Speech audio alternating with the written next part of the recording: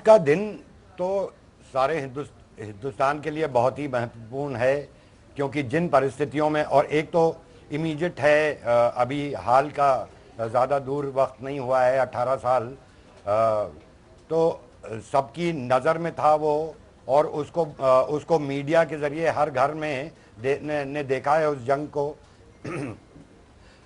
जैसे आपने बताया 524 हमारे वीर सैनिक शहीद हुए जी और करीब 1400 घायल हुए थे इस लड़ाई में। ये बहुत ही मुश्किल ऑपरेशन था। एक फौजी के हैसियत से मैं आपको ये बताना चाहता हूँ कि बहुत ही मुश्किल ऑपरेशन था वो, इसलिए क्योंकि हमारे ऊपर कई बंदिशें थीं। जैसे कि उस वक्त पॉलिटिकल डिसीजन था कि हम लाइन ऑफ कंट्रोल को क्रॉस नहीं करेंगे।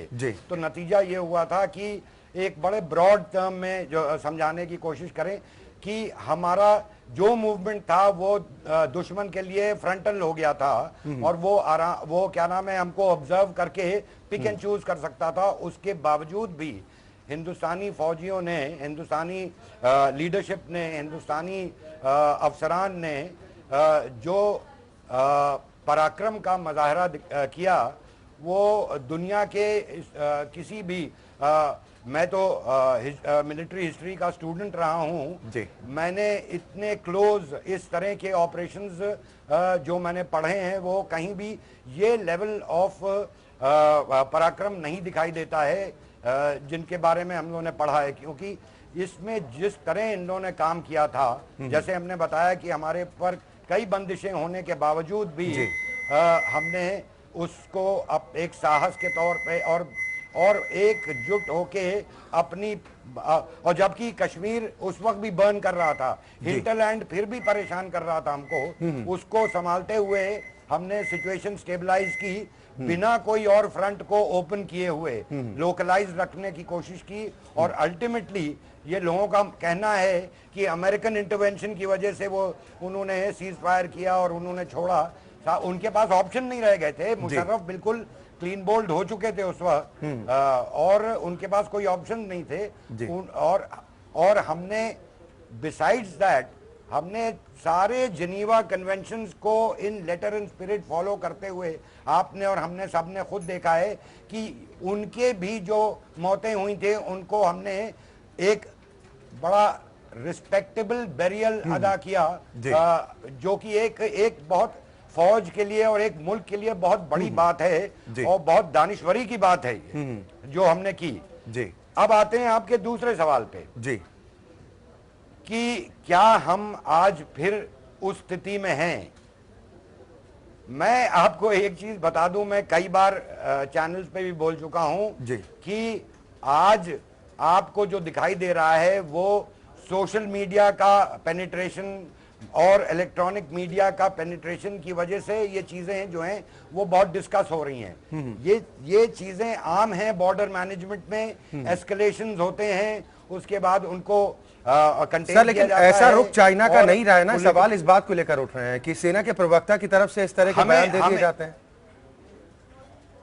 हमें आपको बताएं कि कुछ तो गिव एंड टेक चल रहा है, क्योंकि हमारे वहां सोशल मीडिया और मीडिया बहुत एक्टिव है, हमारी पब्लिक जो है बहुत एक्टिव है। तो इसीलिए आप देखिए कि चाइना और उनका माउथपीस जो है, हम लोग तो खाली उनके माउथपीस को ही पढ़ते हैं, ग्लोबल टाइम्स को, और प्लस जो उनका अपना एक ट्विटर का इक्विवेलेंट है जिसकी टूटी फूटी हमको इन्फॉर्मेशन। बाय द वे एक चीज बताएं कि हमारे पीएम मोदी साहब जो हैं वो उनके ट्विटर के इक्विवेलेंट पे बहुत ज्यादा पॉपुलर हैं, उनको बहुत पढ़ा जाता है वहां पे।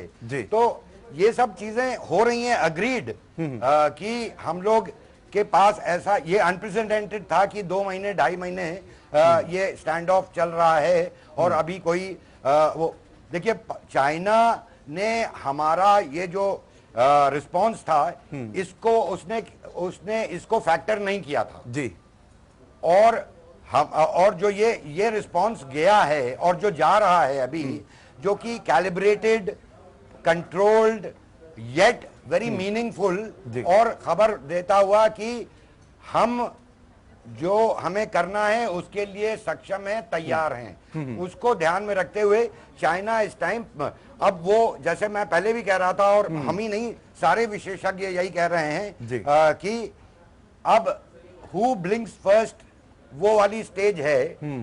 वेट कीजिए, अभी वो होने वाली है ब्रिक्स की मीटिंग, उसमें देखें हमारे एनएसए से क्या बातचीत होती है। देखिए दोनों इस वक्त इस पोजीशन में हैं कि वो एक नोबडी वांट, ना चाइना चाहता है लड़ाई, ना हम चाहते हैं लड़ाई, क्योंकि जो ये कह रहा है उनका पेपर, वो हमारी तरफ से भी बोल रहा है कि अगर वो कह रहा है कि हमारे ऊपर नुकसान होगा, तो वो ये भी जानता है कि उसके ऊपर भी बहुत ज्यादा नुकसान होगा। इस वक्त ये बड़ी ये शॉर्ट वेरी इंटेंस जो आज की लीथल कॉन्फ्लिक्ट्स हैं, इसमें बर्बादी बहुत ज्यादा गुना होती है जी। तो इसलिए दोनों नहीं चाहेंगे, और दोनों की पॉलिटिकल और डिप्लोमेटिक वो खुली हुई हैं, जो हमें और आपको शायद दिखाई नहीं दे रही हैं। यानी आपको लगता है कि सिर्फ पहल की गुंजाइश है, शायद दोनों तरफ से पहल का इंतजार इस बात को लेकर किया जा रहा है बिल्कुल कि कैसे विवाद का निपटारा हो। और आपने कहा कि जो ब्रिक्स देशों के एनएसए की जो अभी बैठक होनी है, सम्मेलन होना है, वहां पर इस विवाद का कुछ ना कुछ समाधान हो सकता है। ओंकार Nath Singh ji, I am sure, हाँ ये एवेन्यू है।